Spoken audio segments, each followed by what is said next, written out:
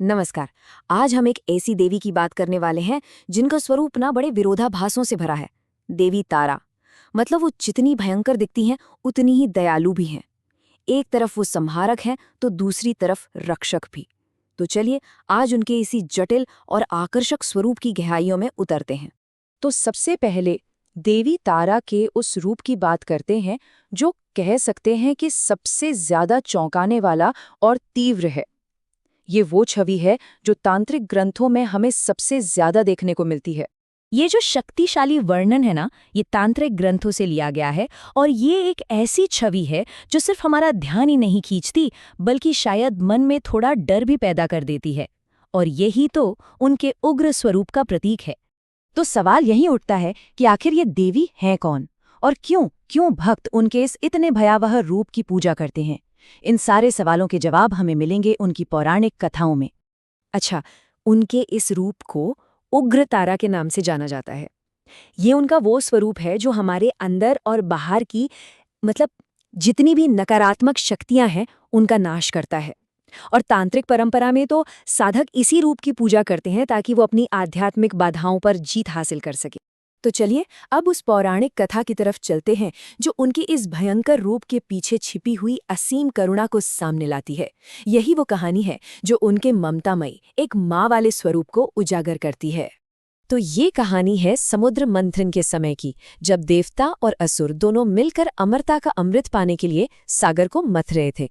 तो अमृत से भी पहले निकला हलाहल नाम का एक बहुत ही घातक विष, और इस विष में इतनी शक्ति थी कि पूरा ब्रह्मांड विनाश के कगार पर आ खड़ा हुआ। तब जाकर भगवान शिव ने पूरी सृष्टि को बचाने के लिए वो जहर पी लिया, लेकिन उसकी तीव्रता इतनी ज्यादा थी कि वो मूर्छित हो गए। और बस यहीं पर देवी तारा का मात्र स्वरूप सामने आता है। उन्होंने शिव को एक छोटे बच्चे की तरह अपनी गोद में लिया और उन्हें स्तनपान कराया, जिससे उनके दूध ने उस जहर के असर को खत्म कर दिया। ये उनकी रक्षा करने वाली और पोषण देने वाली शक्ति का सबसे बड़ा प्रतीक है। तो यहाँ हम देख सकते हैं उनके दो बिल्कुल अलग अलग स्वभाव एक साथ।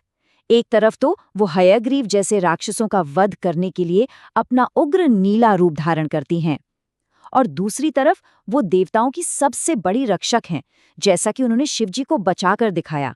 और पता है, इसी घटना की वजह से उन्हें महानीला यानी महानीली देवी भी कहा जाता है।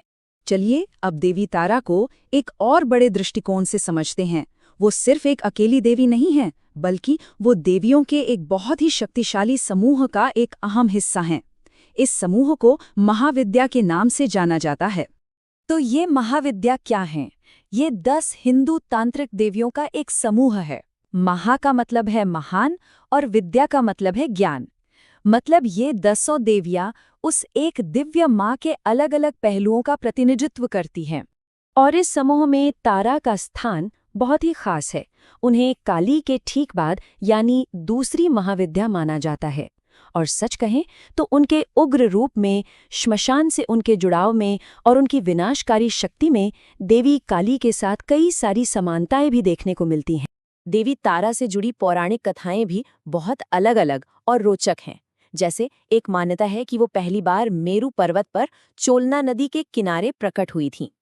एक और कहानी कहती है कि तारापीठ नाम की जगह पर देवी सती की तीसरी आंख गिरी थी और इसी वजह से वो जगह एक शक्तिशाली शक्तिपीठ बन गई। ऋषि वशिष्ठ वो पहले साधक थे जिन्होंने देवी तारा की पूजा करके सिद्धि हासिल की थी। और उनके नाम का मतलब भी कितना गहरा है। तारा यानी वो मार्गदर्शक सितारा जो हमें इस संसार रूपी सागर से पार ले जाता है।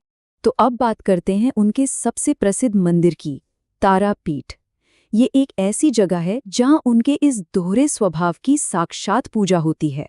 तारापीठ को इतना पवित्र क्यों माना जाता है? इसके पीछे 3 बड़े कारण हैं। पहला, ये एक शक्तिपीठ है क्योंकि यहाँ सती की तीसरी आंख गिरी थी। दूसरा, ये एक सिद्ध पीठ भी है जहाँ ऋषि वशिष्ठ को ज्ञान मिला। और तीसरा, यहाँ का शमशान घाट, वो इसे तांत्रिक साधना का एक बहुत बड़ा केंद्र बनाता है। लेकिन इस मंदिर की सबसे अनोखी बात पता है क्या है? यहाँ देवी की एक नहीं बल्कि 2 मूर्तियां हैं, और ये दोनों मूर्तियां उनके 2 बिल्कुल अलग-अलग रूपों को दर्शाती हैं। मतलब सोचिए, एक ही मंदिर में उनके दोनों रूप मौजूद हैं। दिन के समय भक्त जिस मूर्ति के दर्शन करते हैं वो 3 फुट की धातु की मूर्ति है, एकदम उग्र, 4 भुजाओं वाली, गले में खोपड़ी की माला।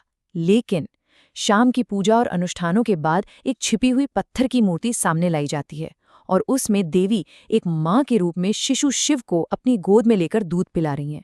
इससे बड़ा सबूत और क्या हो सकता है उनके इस दोहरे स्वभाव। उनके इसी उग्र रूप की पूजा से जुड़ी है तारापीठ की एक प्राचीन परंपरा, पशु बलि की। ये हर रोज होता है। इस अनुष्ठान में देवी को रक्त चढ़ाया जाता है और फिर भक्त आशीर्वाद के तौर पर उसी रक्त का टीका अपने माथे पर लगाते हैं। ऐसा माना जाता है कि ये उनकी विनाशकारी शक्ति को शांत करने का एक प्रतीकात्मक तरीका है।